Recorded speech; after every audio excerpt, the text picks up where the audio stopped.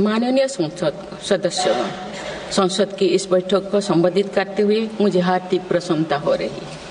अभी 2 माह पहले हमने संविधान को अपनाने की 75वीं वर्षगांठ मनाए हैं और कुछ दिन पहले ही भारतीय गणतंत्र ने 75 वर्षों की यात्रा भी पूरी की है।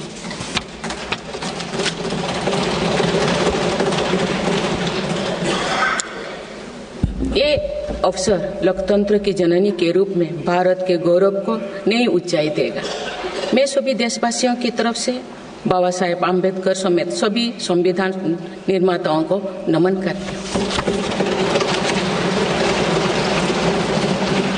माननीय सदस्यगण, इस समय देश में महाकुंभ का ऐतिहासिक पर्व भी चल रहा है। महाकुंभ भारत की सांस्कृतिक परंपरा का, भारत की सामाजिक चेतना का पर्व है। देश और दुनिया से आए करोड़ों श्रद्धालु प्रयागराज में पूर्ण स्नान कर चुके हैं। मैं मनो अमावस्या के दिन हुई हादसे पर अपना दुख व्यक्त करती हूँ। घायलों के शीघ्र स्वस्थ होने की कामना करती हूँ। कुछ दिन पहले ही हमने देश के पूर्व प्रधानमंत्री डॉक्टर मनमोहन सिंह जी को खोए हैं। मनमोहन सिंह जी ने 10 वर्ष तक प्रधानमंत्री के रूप में देश की सेवा की। वे लंबे समय तक संसद के सदस्य भी रहे।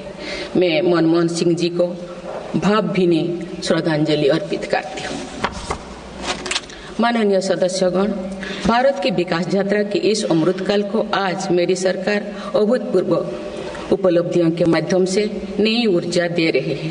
तीसरे कार्यकाल में 3 गुना तेज गति से काम हो रहा है। आज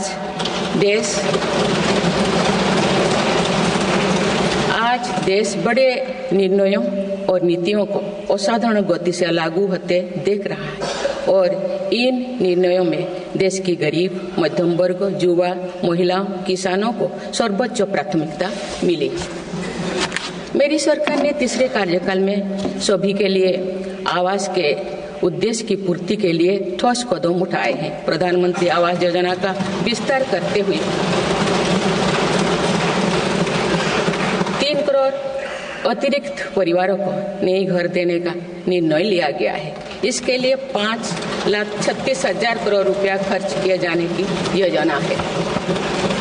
मेरी सरकार गांव में गरीबों की उनकी आवासीय भूमि का हक देने और वित्तीय समावेशन के लिए प्रतिबद्ध है। इस दिशा में स्वामित्व योजना के अंतर्गत अब तक 2 करोड़ 25 लाख स्वामित्व कार्ड जारी किए गए हैं। इनमें से करीब 70 लाख स्वामित्व कार्ड पिछले 6 महीने से जारी किए। पीएम किसान सम्मान निधि के तहत करोड़ों किसानों को पिछले महीने में 41,000 करोड़ रुपया की राशि का भुगतान हुआ है। जनजातीय समाज के 5 करोड़ लोगों के लिए धरती व जनजातीय ग्राम उत्कर्ष अभियान प्रारंभ हुआ है। इसके लिए 80,000 करोड़ रुपये का प्रावधान किया गया है। आयुष्मान भारत योजना के अंतर्गत 70 वर्षों और उससे अधिक उम्र के 6 करोड़ वरिष्ठ नागरिकों को स्वास्थ्य बीमा देने का फैसला हुआ है। इन्हें हर वर्ष 5 लाख रुपए का हेल्थ कवर मिलेगा। छोटे उद्यमियों के लिए मुद्रा ऋण की सीमा 10 लाख रुपए से बढ़कर 20 लाख रुपया कर दी गई। मेरी सरकार ने युवाओं की शिक्षा और उनके लिए रोजगार के नए अवसर तैयार करने पर विशेष फोकस किया है।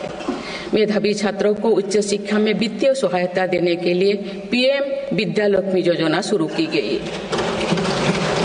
1 करोड़ युवाओं को शीर्ष 500 कंपनियों में इंटर्नशिप के अवसर भी दिए जाएंगे। पेपर लीक की घटनाओं को रोकने और भर्ती में पारदर्शिता सुनिश्चित करने के लिए नया कानून लागू किया गया है।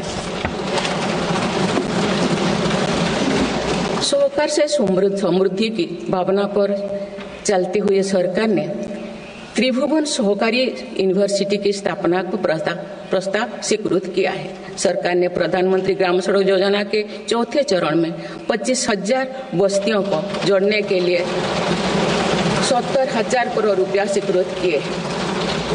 आज जब हमारा देश अटल जी की जन्म शताब्दी का वर्ष मना रहा है, तो प्रधानमंत्री ग्राम सड़क योजना उनके विजन का पर्याय बनी हुई है। देश में अब 71,000 वंदे भारत, अमृत भारत और नमो भारत ट्रेन चल रही है, जिनमें पिछले 6 माह में ही 17 नए वंदे भारत और एक नमो भारत ट्रेन को जोड़ा गया है। वन नेशन वन इलेक्शन और वक्फ अधिनियम संशोधन जैसे कई महत्वपूर्ण विषयों पर भी सरकार ने तेज गति से कदम आगे बढ़ाए हैं। माननीय सदस्यगण, मेरी सरकार के 1 दशक के कार्यकाल ने विकसित भारत की यात्रा को नई ऊर्जा दी है। विकसित भारत के विजन में जन भागीदारी का सामूहिक सामर्थ्य है, देश की आर्थिक उन्नति का रोड मैप है, डिजिटल क्रांति के रूप में टेक्नोलॉजी की ताकत है और आधुनिक इंफ्रास्ट्रक्चर आधार भी है। मेरी सरकार के प्रयास के बल पर भारत दुनिया की तीसरी सबसे बड़ी अर्थव्यवस्था बनने जा रही है।